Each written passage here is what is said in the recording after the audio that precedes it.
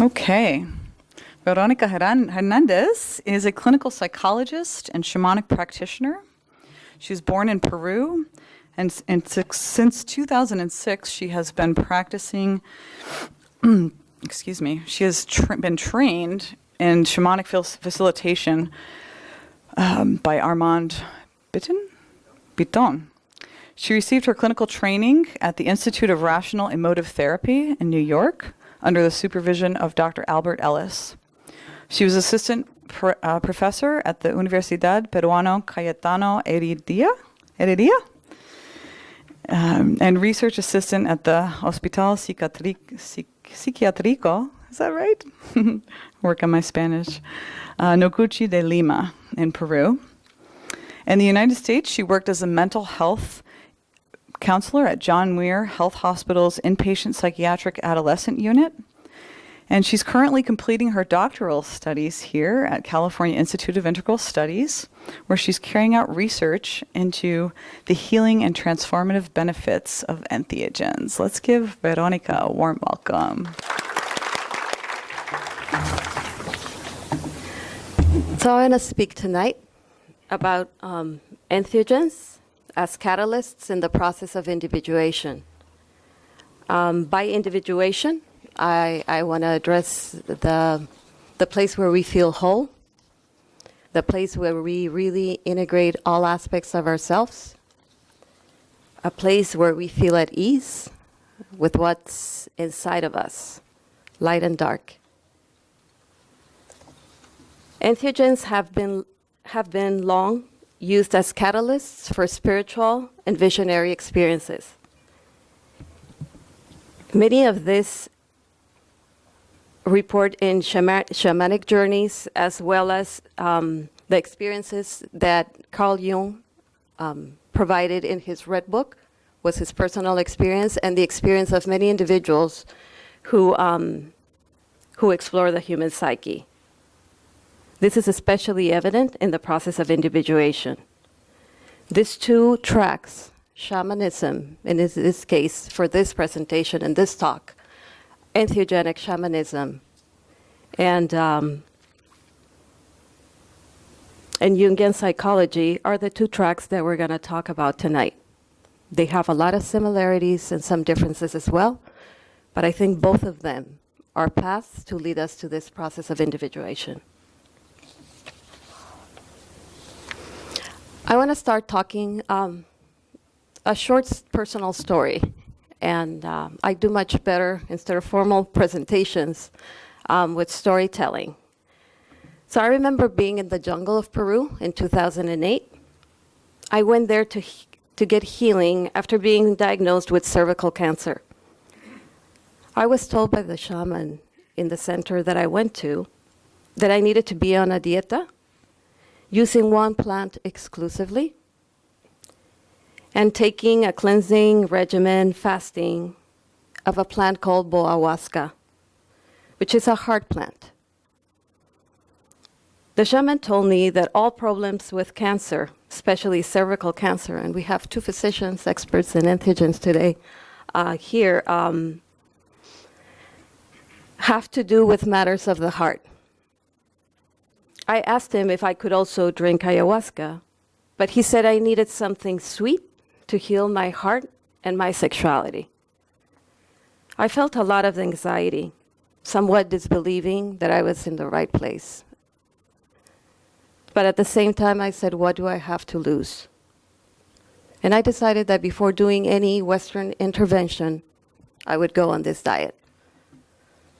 So I started the diet on ayahuasca, which was fasting and ingesting simple foods. The dieta helped me get in touch with nature, with myself. For some entheogens, a contemporary term that means substances that engender the divine within, when ingested, are the ones that help us connect with our own nature, inside and outside of us.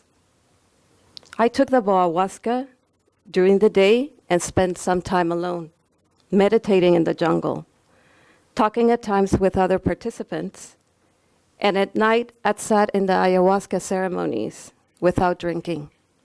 The reason why is that ayahuasca cancels the effect of the particular plant I was dieting on.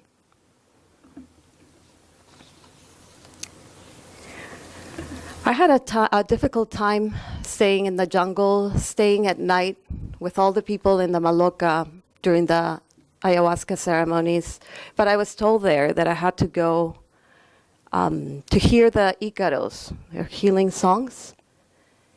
And I would sit there and I could feel there were like between 30 and 40 participants each night. A lot of them were European, Austrian, German. I felt a lot of the intensity of their connection with ayahuasca and the places where ayahuasca was taking them. A lot of the times it was unbearing, sitting there with them. But it also gave me a sense of compassion to myself, to others. So we're all in this together. And hopefully it's not through suffering that we learn, but ayahuasca is a good teacher for that. The good news is afterwards, it really brings you to a place of connection to yourself. It's almost like a cleanse to your spirit and allows for connection with nature. In the jungle, it's such a powerful connection, but just about anywhere.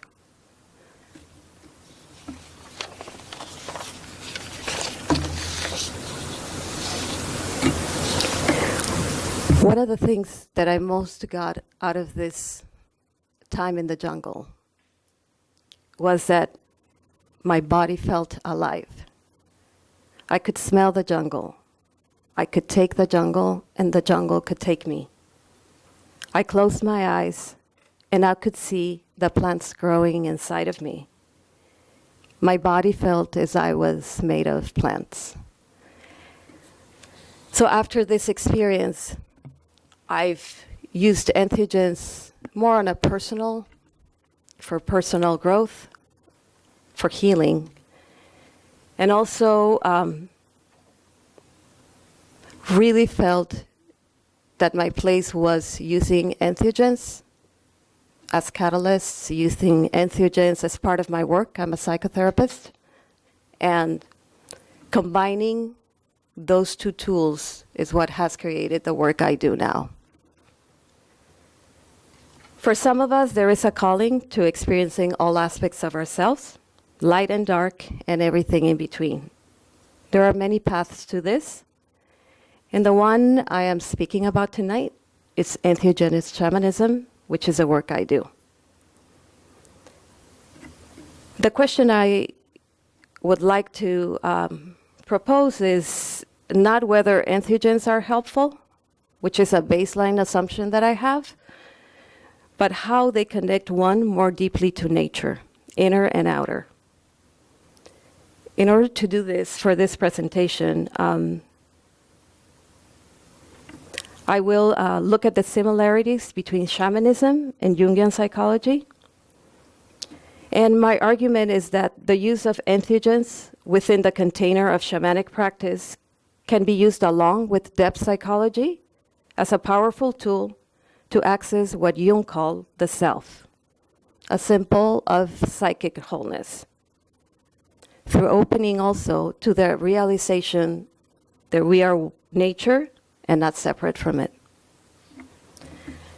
The significance of this work is personal and is collective. Entheogens have helped me connect to a world that is larger than, I would call it, my drama or myself, in which I feel that I'm interrelated to all things, and it's through this personal healing that I can access now, not always, but trying to do it more often, those places of feeling whole. There are many methods to do this. For some of them are meditation, and for some of us are plant medicines or substances. All this has a positive effect on the whole, whether it's the whole of the body, the spirit, the heart. At the end of the talk, I would like to, in the section for question and answers, just connect with your experiences after hearing Anikaro. I also would like to hear your experiences with entheogens and healing. That's the reason we're having this conversation tonight. So this is not something that we are, in this case, that I am bringing just as information, but it's a connection with all of you, an interest, a genuine interest in knowing how entheogens influence our lives. I was born in Peru, so shamanism has been part of my, it's a big part of my culture, but it's also a big part of one side of my family.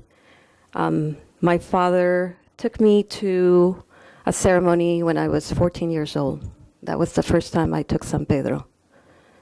And at 16 years old, what's the first time I took ayahuasca? It's been a long time since I've been communing with this plant, and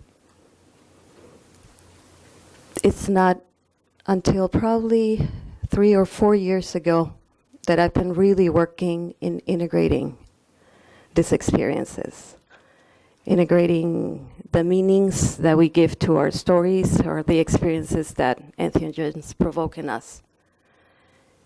And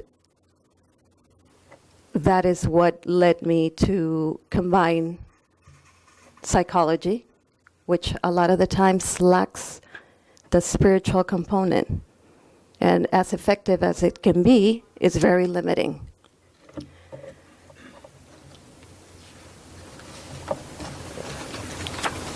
I was trained in cognitive behavioral therapy, and I studied clinical psychology in a medical school. So it was very scientific oriented, which was great. It gave me a great opportunity to, work in hospitals and actually have the skills to reach people, but also a very limiting place when you don't combine or when you don't take the bigger parts of ourselves, which are not necessarily our behavior, without looking inside on why we do what we do. So on one side, I had my profession, and on the other side, my spiritual practice was more entheogenic. And I wanted a marriage of both itself. It felt like I was fragmented, like growing up. On one side, I'm a family Catholic, on the other one, very shamanic. So in this case, on one side, the clinical psychology, and on the other side, the spirituality.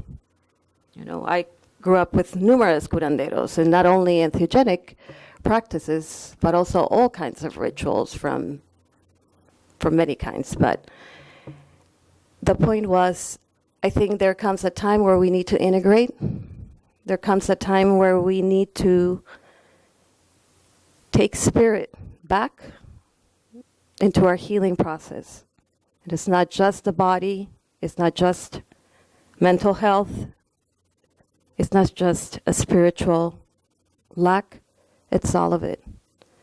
So entheogens combined with depth psychotherapy, I think, are powerful tools for us to work with, to use, and to understand more of ourselves.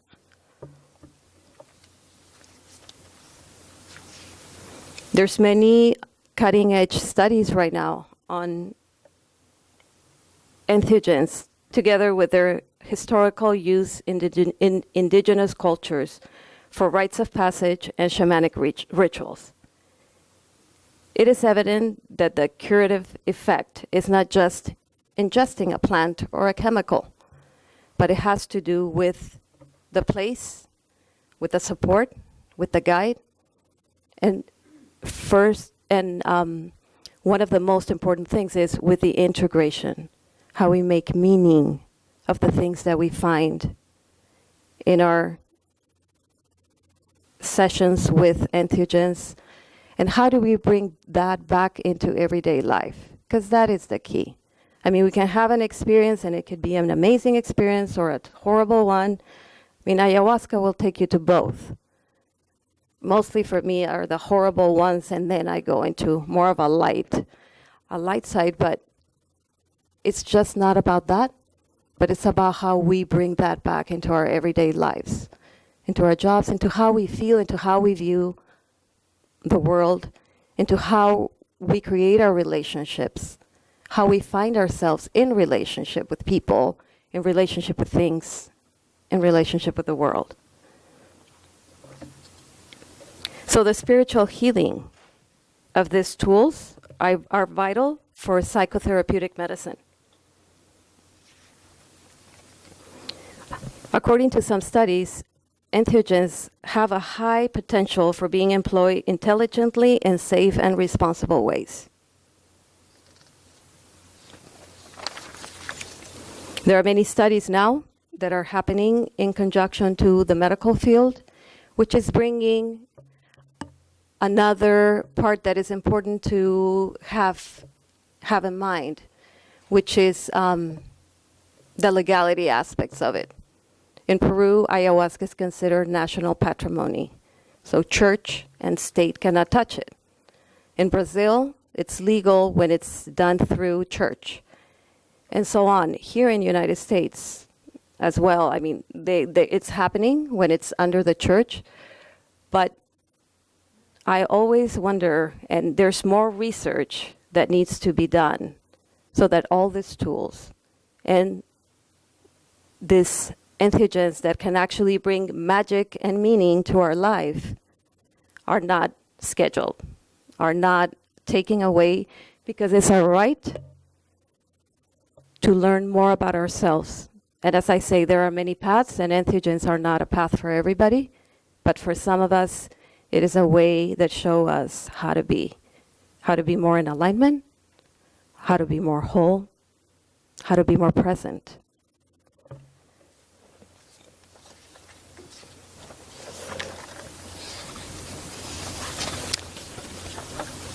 Plants and substances have their own qualities, each of them, and they teach us how to reconnect with ourselves, showing us aspects of ourselves. For example, ayahuasca and mushrooms help humans connect with their true essence or aliveness, the meaning of life, and the natural knowing that everything is interconnected. Also, the excruciating pain of alienation as well. There are some medicines that show us how to deal with issues in a more compassionate way. Our bodies are part of the natural world and the vehicle for our psyche, and also for the plant to work through us. It is through our body that we experience nature. What happens in the body is something that can happen in the universe, and that was one of the things that Jung strongly believed, that we were like with the body was the microcosm, and that we connected with the macrocosm, cosmos in nature. There is this experience of oneness with nature, and of becoming not only part of nature, but becoming elements of nature itself, like the oceans and the trees. My path of healing is through entheogens and nature, because this provides me with a healthier container. Within, I can heal myself and hold a space for others to find their own healing. Both shamanism and Jungian psychology focus on wholeness as a state of health. Shamanism defines health as being in balance with the sacred. Jungian psychology identifies health as wholeness. The sacred is an experience of something that evokes awe, rapture, exaltation, or ecstasy, something that is even dreadful in its intensity and power as opposed to profane or ordinary. Both shamanism and Jungian psychology acknowledge the importance of the sacred in healing processes. Each recognizes how the sacred is manifest both in wild nature and through the realm of the imaginal, areas where man has fallen out of connection. Both observe how loss of contact with the sacred results in loss of soul, and understand how recovery requires initiation and integration of these direct experiences. Indigenous or earth-based cultures make no distinction between sacred and profane. Jung often used the term numinous to denote the sacred. Both sacred and numinous are words connected to the idea of soul, the creative, the sacred life force that imbues all things with energy and meaning. Jung called psychologists doctors of the soul. Shamans have been called by people the greatest specialists in the human soul. Pathology that emerges in contemporary times comes from not having any relations at all with the sacred. Smith suggests that a shaman might consider most of the disorders in the DSM, and that is the Statistical Manual of Mental Disorders, as symptoms with underlying of soul loss. That is loss of vitality, of power. Healing for shamanism and Jungian psychology results from gathering those parts and reintegrating them as a whole. Each seeks to treat the soul by retrieving and reintegrating vital essence that is missing. This must happen through direct experience, and that's where entheogens help us. This happens, therefore, going to the underworld journey to retrieve the soul is one of the necessity and initiation. Psychic energy that is normally available to the ego has vanished to the unconscious, lost in the underworld, and is waiting to resurface and come back through images and symbols, the language of the soul. These two systems can go within to find a sense of meaning, instead of going outside for further fragmentation. So shamanism and Jungian psychology help people go within, because it's there that you're gonna find a lot of the answers. If we can listen, and we can sit with the pain, if we can go hours and hours of crying, hours and hours of looking at things that we never even imagined existed inside of us, but that embracing them, we can bring meaning back, a bigger picture of who we are, and a picture that allows for the dark sides of us, as well as for the beautiful light heart that we have, because we're all of it.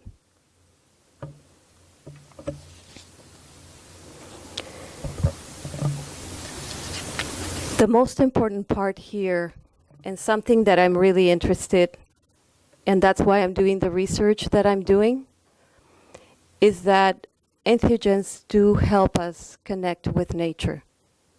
And by nature I mean we are of the same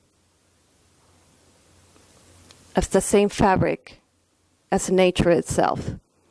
And I think, and I believe, and I've experienced that when we lose touch with that, is when we become ill, when we become disconnected, when we don't care about each other, when we don't care about where we're going, where our planet is going.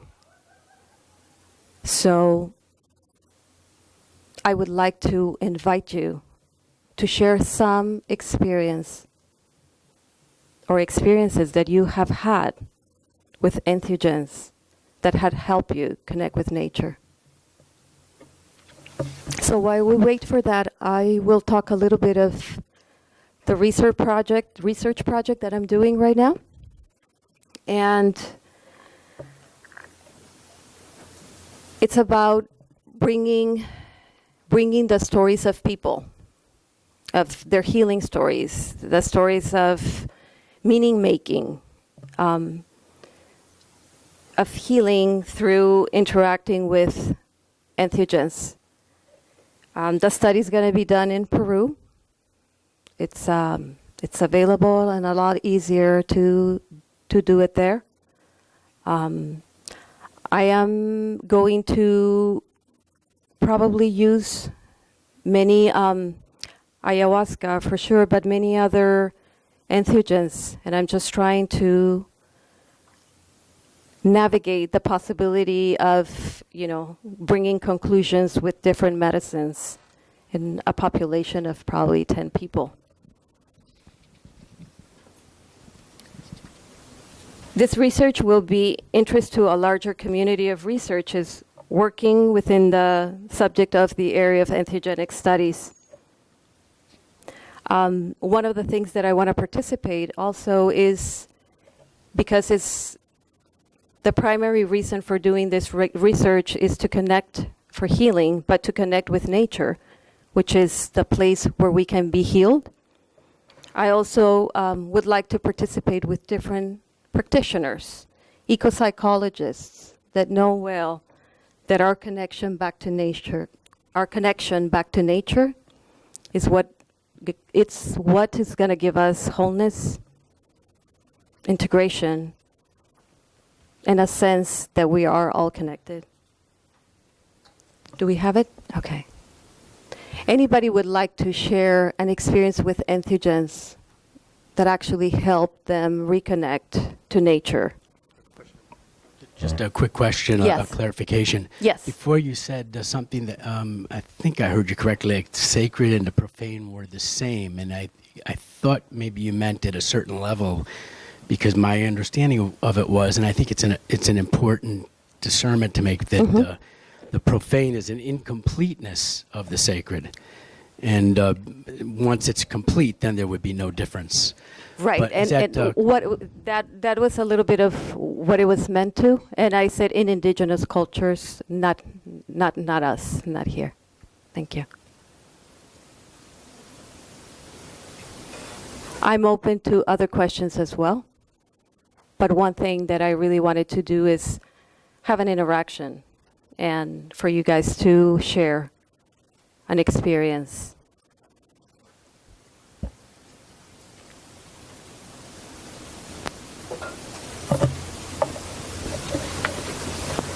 Yes.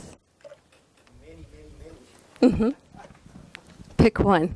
But I'll share this one. About 20 years ago, 20 years ago, I celebrated my birthday by doing a psilocybin mushroom trip in a very special place. I was in Utah in the Moab region with some friends doing a sight bicycle mountain biking adventure trip. And I had the mushrooms with me, and I stayed an extra days to do this. And it's a story of all these amazing synchronicities that took me to the place where I wanted to have the experience.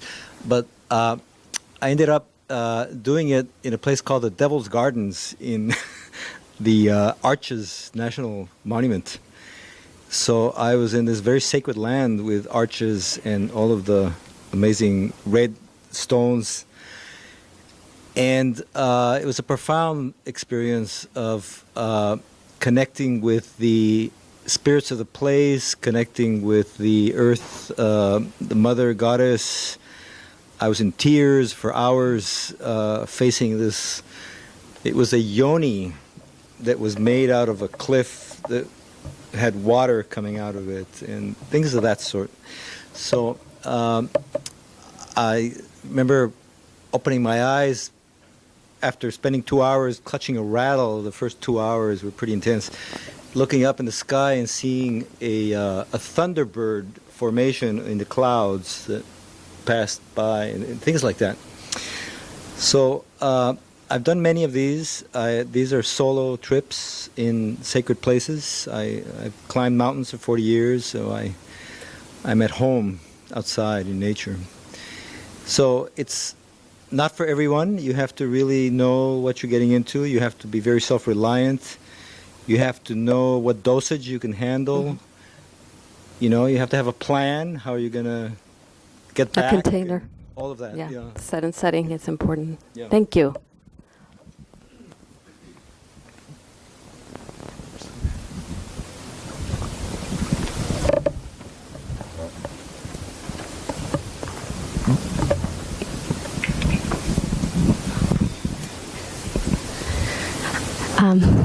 Thanks for giving me the opportunity to share.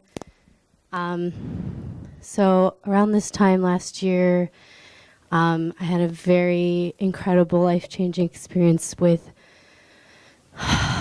mushrooms at the Esalen Institute, which is where I was living at the time. I was studying Gestalt therapy very intensely, so that really influenced my experience in an incredibly positive way. And I just felt the culmination of all these things I've been studying just zooming into my body, and then I was completely present in a way I have never experienced before, and felt a total connection with above and below. And the moon was full, and the moon became my greatest ally. I felt the deepest kind of compassion from her radiating down on me, and it penetrated me, and it was so powerful. And I then experienced an exchange with a friend in which all of my patterns, I was so aware of exactly what was going on, and I could articulate it, and it was just like, I just felt myself blossom. And it was incredible. And yeah, I think that's the basic experience that I want to share. And then I wrote a song about my experience. And I've shared it many times and have connected with many people from this experience. It's very sacred to me. So thank you for the opportunity to share. Thank you. Thank you.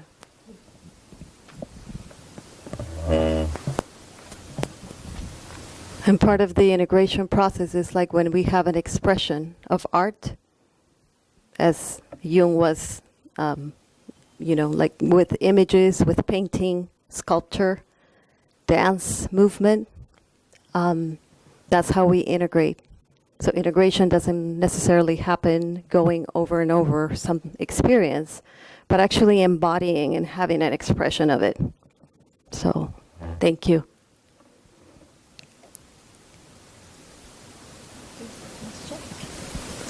So the question is about the experience with these plants, right? And yeah. A connection to nature, yeah, through the use of entheogens. It's very hard to talk about the unspeakable, I think. So me and these two girls are making a film called To the Origin that implies work with indigenous people and master plants all over the world. And we made a poem about it. So I would like to share it with you because it talks about the unspeakable, and poetry is a very good way to do that.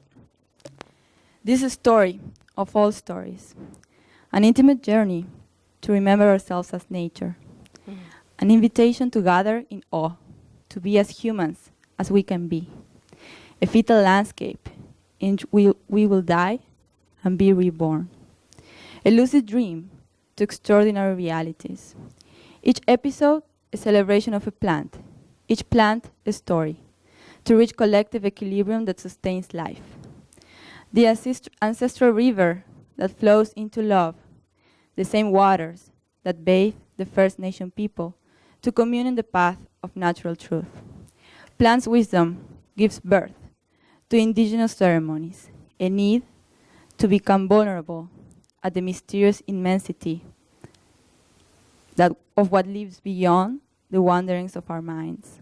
an instinctive affirmation touching upon the acknowledgement of holistic medicine as a precious indigenous cultural heritage, an intuitive call to nurture the sacred home of master plants, a knock on our inner door, welcoming transpersonal understanding by re-inhabiting ourselves. This is a magical audiovisual experience. This is the story of To the Origin. Thank you. Oh, that is beautiful. Thank you.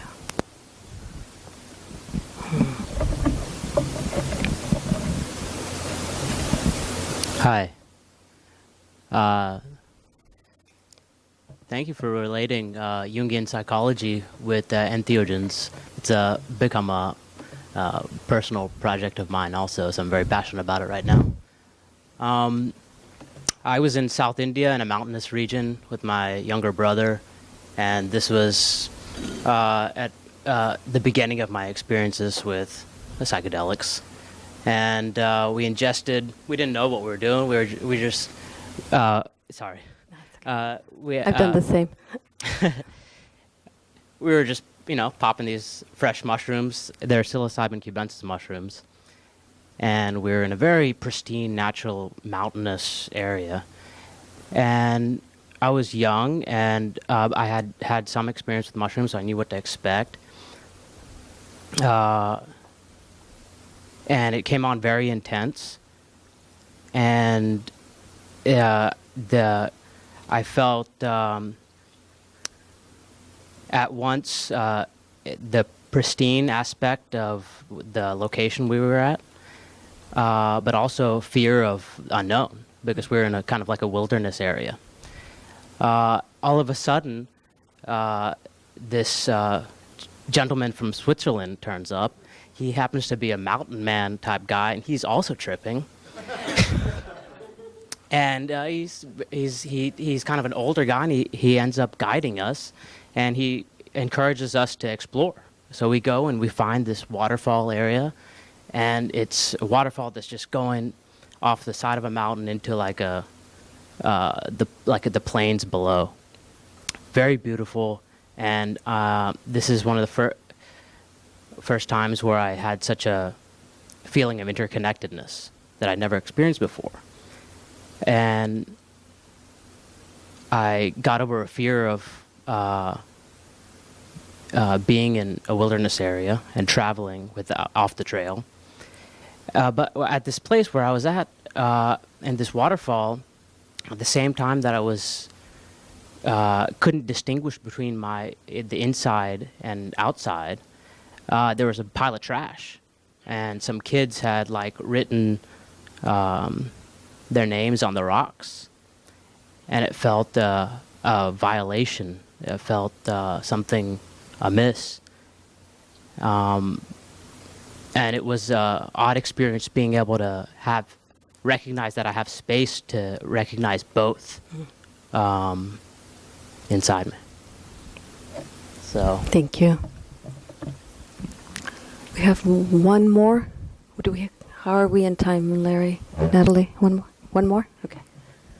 Hi. Hi.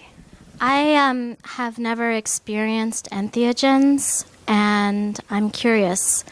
I have experienced a lot of openings spiritually, spontaneously, and just walking in urban San Francisco, I'm so drawn to the flowers, especially the canna lily and the bottle brushes, and just walking underneath the bottle brush trees, which look like these fuchsia magenta caterpillars just about ready to burst into butterflies.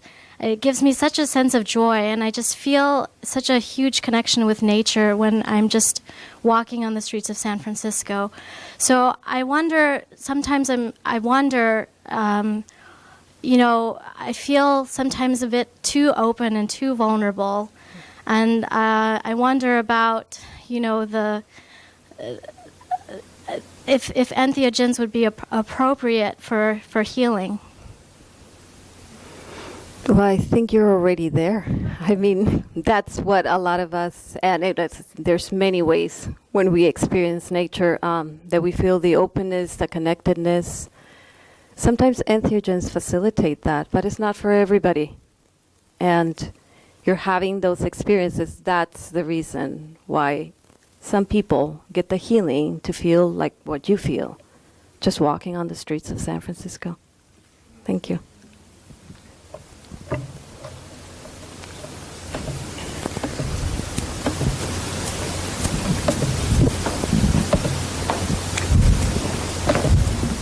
That's the jungle in Peru. Just showing a little bit in ayahuasca preparation. And this is a place also in the jungle. We went with a group of people, and we were there for a week also, healing and connection. And one of the quotes that I really feel drawn to is, "It will be of little help to you on your deathbed to think about what I believed. You have to look for an answer to this question within yourself." This was made. This is Jung to a student who asked him if there was life after death, and that is something that I leave you with. Have your own experiences, whether you use entheogens as catalysts for those experiences or any other way that you can find, because the answers are within. Many times we are going outside to get answers, solutions, and very, very few teachers, very few academic settings, some are more so now, really encourage you to go inside, to go and trust your experience, trust your heart, your spirit, your gut. Thank you.